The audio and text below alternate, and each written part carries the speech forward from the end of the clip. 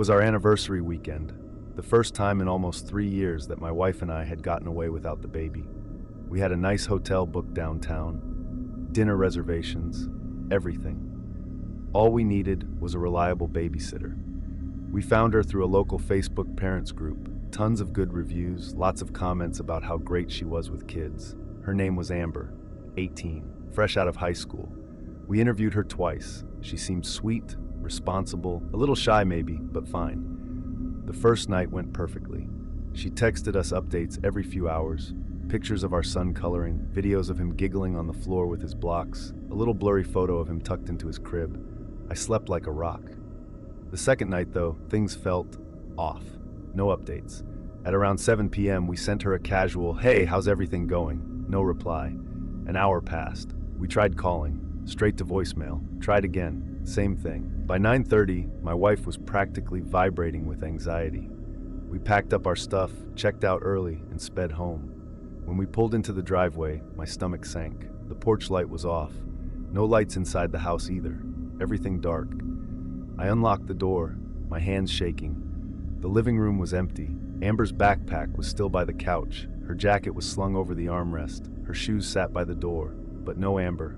My heart pounded as I ran upstairs, pushed open the nursery door, and there he was, our son, sleeping peacefully, blissfully unaware of anything wrong. We checked every inch of the house, nothing missing, nothing broken, no sign of a struggle, but Amber was just gone. I checked our Nest Cam footage immediately. At around 7:02 p.m., you can see Amber sitting on the couch scrolling through her phone. She looks normal, calm. Then she suddenly freezes, turns her head toward the front door. She stands up slowly, still staring. Then she steps off camera, and she never comes back. The front door swung open around 7:04 p.m., wide enough that you can just barely see the dark street beyond. The door stayed open for almost 15 minutes before swinging shut in the wind. We called the police, obviously. They found out her phone last pinged near a commuter train station 2 towns over about an hour after she left. But they didn't find any more traces of her. Not even a missing persons report from her family. We never heard from her again. To this day, I still wonder, what made her walk out without a word? What did she see or hear that scared her enough to abandon a sleeping child? And sometimes late at night, I wonder if whoever or whatever scared her is still out there.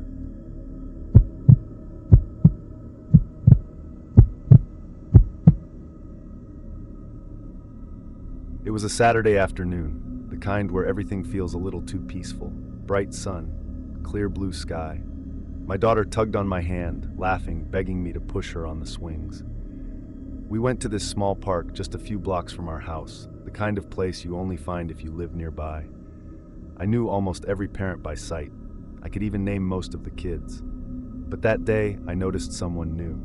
A man, sitting alone on the far bench under the old oak tree. No kid near him, no stroller.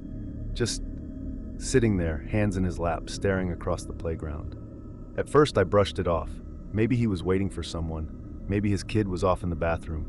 But after 15-20 minutes, still just sitting, still just staring. The weirdest part was that he wasn't even pretending to look at his phone. He wasn't reading, just watching. Especially watching the younger kids and the parents who weren't paying attention. I kept one eye on him as my daughter ran from the jungle gym to the sandbox. Then I saw it. He pulled out his phone, held it up, and angled it straight toward the playground. No shame, no attempt to hide it. At that point, adrenaline kicked in. My hands were sweating even though it wasn't that hot out. I stood up, walked slowly toward him. I didn't even know what I was going to say. He saw me coming. His body stiffened. Then he stood up, tucked the phone into his jacket, and started briskly walking toward the parking lot. Without even thinking, I yelled, "Hey, you forgot something!" He didn't look back. He picked up the pace. I chased him for maybe 30 feet before he sprinted the last few yards to a beat-up gray sedan parked crooked by the curb. He got in and peeled out so fast he almost sideswiped a Honda pulling into the lot. The cops showed up about 20 minutes later. I gave them a description. Black hoodie, thin, scruffy beard, early 40s maybe. A few days later, they called me back.